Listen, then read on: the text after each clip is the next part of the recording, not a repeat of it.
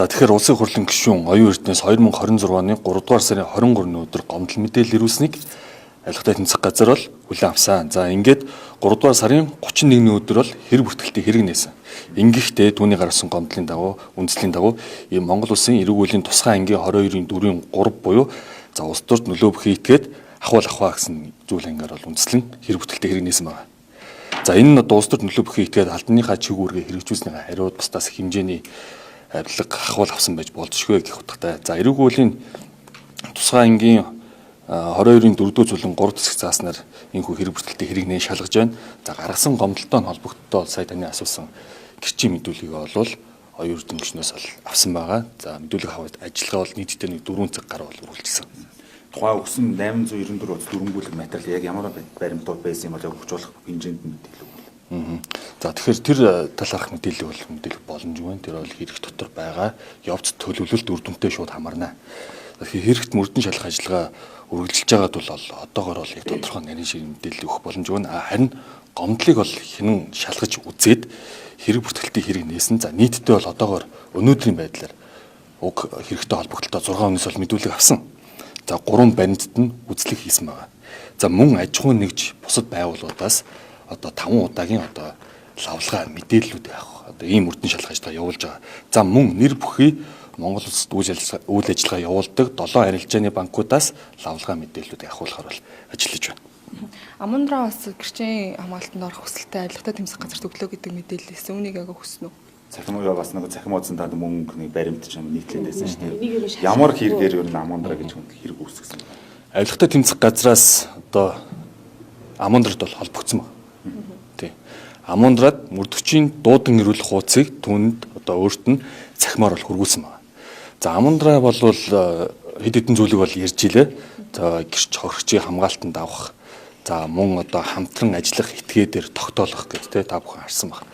За үүнийг бол одоо бид бүхэн судалж байна. За хуулийн гаргалгаа нь юу юм бэ гэхээр мөрдөх байгууллага буюу мөрдөгч за тухайн этгээдийг одоо хэрэгт одоо хохирчоор тооцоолон гэрч хохирчийн хамгаалтанд авах хүсэлтэй прокурор байгууллага танилцуулна, саналаа өгнө. За үүний дагуу прокурор байгууллага шүүхүүд өгн шүүх үнийг эцэлэн шийдвэрлэдэг ийм хууль эрхцэн зохицуулттай.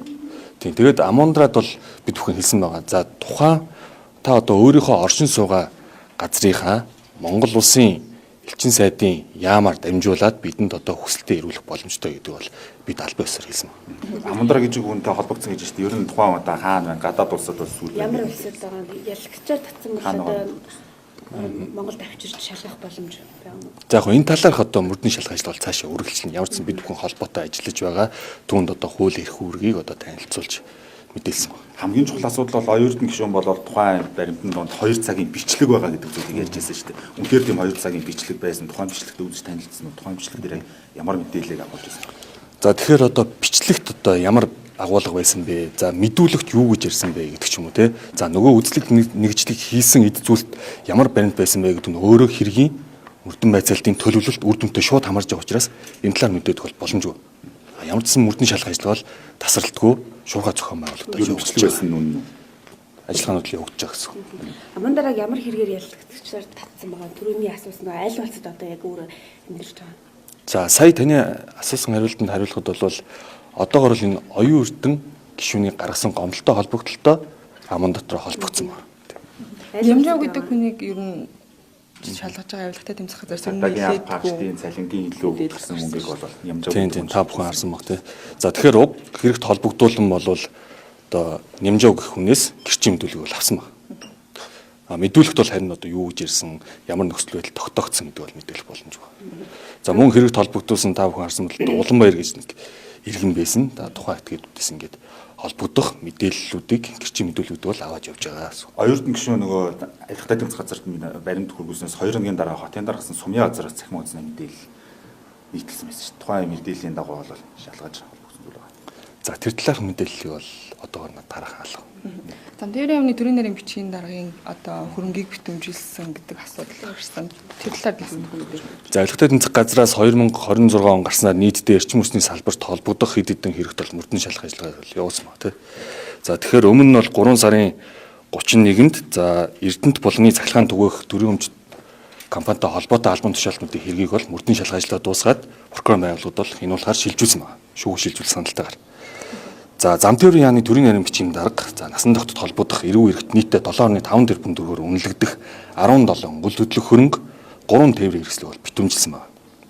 За эрчим хүчний яамны төрийн нарийн бичгийн дараагаар ажиллаж байхдаа тухайн одоо нэр бүхий аж ахуйн нэгжид техникийн нөхцөл олгохдоо нөгөө холбогдох хууль журмуудыг зөрчиж бусдад даваа байдал бий болгосон. За албаны чиглэлээр хэрэгжүүлсний хариуд нэр бүхий аж ахуйн нэгжүүдээс 281 сая төгрөгийн үнэлгээтэй орон сууц 100 сая төгрөг 30 мянган $10 ахуул авсан. За түүний хөрөнгө орлого нь их хэмжээгээр буюу 3.4 тэрбум төгрөгийн үнэлгээтэй нийтдээ 4 үл хөдлөх хөрөнгө за 2 тээврийн хэрэгсэл болон за 80 мянган $10 нэмэгдсэнийг бол хууль ёсных болохоо тайлбарлаж чадаагүй буюу үнэлэлгүйгээр хөрөнгөцсөн болох нь бол мөрдөн шалгах ажиллагааны явцад бол тогтоогдсон байна. За тэгээ мөрдөн шалгах ажиллагааны явцад бол нийтдээ 6.9 тэрбум төгрөөр үнэлэгдэх 17 үл хөдлөх хөрөнгө 635.7 сая төгрөгийн үнэлгээтэй 3 тээврийн хэрэгслийг бол битүүмжлэн шилжит хөдөлгөөнийг бол хязгаарсан байна. За уг хэрэгт холбогдуулан бол нийтдээ 7 хүн нэг хуулийн этгээдэг бол ялагчаар татаад байна. За гэмтэргийн шинжтэй нийтдээ тухайн хэрэгт бол 10 үйлдэл байна. Энэ 10 үйлдэлд нь 3.7 тэрбум төгрөгийн үнэлэлгүй хөрөнгөцсөн үйлдэлийг алихтай тэмцэх газар мөрдөн шалгах ажиллагааны явцад тогтоосон.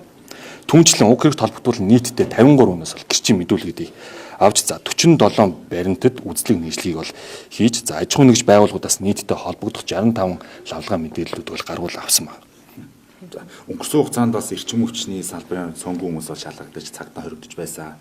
За эрчим хүчний сайд төрийн нарийн бичгийн дарга ажилласан 50 хэн хүмүүс сүрд сурлагдсан мэдээлэл бол гарч байсан. Одоо энэ хэрэгүүдийн шалгалтын явцыг ямар шатдаг вэ? За одоогор бол мөрдөн шалгах ажиллагаа явагдаж байгаа. За ер нь бол эрчим хүчний салбарт холбогдох хэд хэдэн хэрэгээс 3 сарын 31-ний өдөр бол эхний хэргийг бол шүүхэг шилжүүлэх саналтайгаар бол үргэлжлээ. За одоогийн байдлаар насан тогтоход бол холбогдох хэргийг бол шилжүүлэхэд бэлэн болсон. За хэргийн материалуудтайгаа бол холбогдоод явж байна. За хэргийн материалтайгаа танилцсны дараа тухайн хэргийг бол шууд шүүхэг шилжүүлнэ. Эхний шүүх шилжүүлсэн хэрэг ямар хэрэг? Эхний хэрэг нь Эрдэнэт булганы цахилгаан дугайх сүлжээ төрийн өмчт компани эрх бүхий албан тушаалтнуудтай холбогдох хэрэг. Одоо ер нь сүүлийн үед одоо улсын хурлын гишүүдтэй холбоотой. Сая таны асуусан 50 бих гэдээ асууж байна те. За тэгэхээр уг хэрэгт холбогдуулсан бол мөрдөн шалгах ажиллагаа ер нь дуусах шатанд орсон байна. Одоо ер нь алихтай тэмцэх газар дээр улсын хурлын гишүүдтэй холбоотой ч гэдэг юм шалгаж байгаа хичнээн хэрэг байгаа бол одоо сүүлд бас 10 гаруй гишүүд бол алихтай тэмцэх газарт ямар нэгэн байдлаар шалгаж байгаа гэдэг мэдээлүүд байсан. За тэгэхээр тэр талаарх мэдээлэл бол судалж байгаа хэлье. Одоогор надад одоо хэрэгт тэдэн гишүүн шалгаж гэсэн мэдээлэл алга байна. За мөн өөрөө хэрэг шалгаж байгаа энэ мэдээлэл чинь алихтай тэмцэх газар дан ганц одоо өөрсдөө эрх мэдлийн хүрээнд мэдээлэх ямарч боломжгүй. Хууль нь тийм биш. Эрүүг эрэг хэн шийдвэрлэх тухай хуулиар за тухайн хэргийг шалгаж байгаа мөрдөн байцаалтын төлөвлөлт үр дүн хариуцж ажиллана, нууцыг хамгаалж ажиллана гэсэн прокурорын байгууллагын зөвшөөрлөөр ажиллана. Одоо хууль зүйсээ бас энэ хууртай холбоотой зөндөө олон гомдол мэдээлэлүүд юу нэрсэн ба шүү дээ. Тэр үнийг дуудаж юу ямар нэгэн байдлаар мэдүүлэг авсан зүйл байгаа юм. За яг та нэг тэр оюутан гишүүний гаргасан гомдолтой холбоотой асууж ин тэр 1.3 сая доллар. Тэгэхээр яг $1.3 сая долларыг за түүний хөрөнгийн шилжилт хөдөлгөөн зэргийг бол шалгах үндслээр за алихтай тэмцэх газар санхүүгийн мөрдөн шалгах ажиллагаа шуурхай зохион байгуулалт ажиллаж байгаа.